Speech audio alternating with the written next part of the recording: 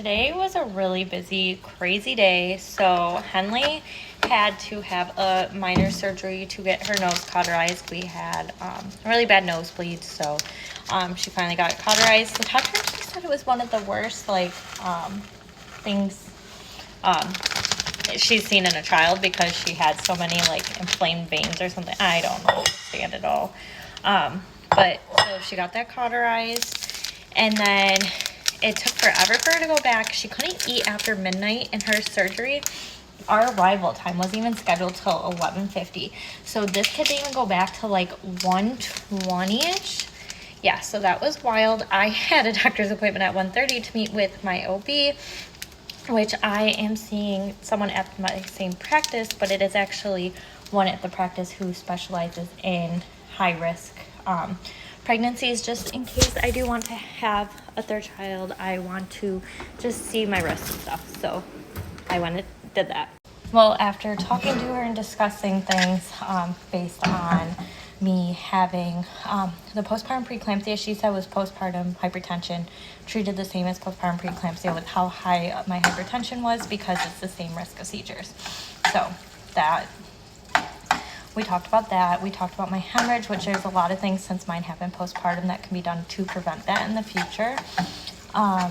But because she asked if I was flexible and started showing me different things to try to do, and she thinks a lot of my issues could be caused by Ehlers-Danlos syndrome. I could be pronouncing that incorrectly.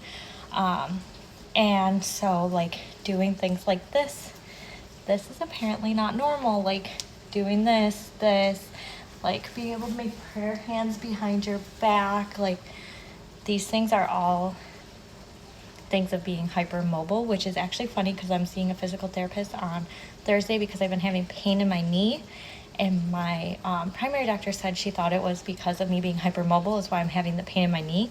So if everything is just related to this one thing, which is wild, but basically if this is it, then I would need to be referred to an MFM and have a pre-consult meeting before even thinking of trying to conceive. So yeah, it's kind of crazy. Also, this whole week my house has been getting painted because we had this color on our walls. It was called Agreeable Gray.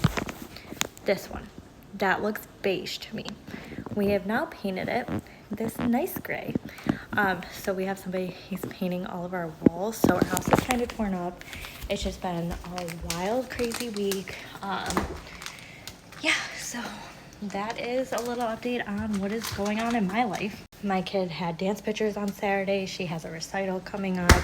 She does soccer on weekends. Both girls do swim, and Henley's also in gymnastics, and that is literally my life. It's just running around doing activities for the girls and just keeping up with all of this while also potentially dealing with all of my medical issues overall. It's been so wild. I just can't believe how hectic it is lately.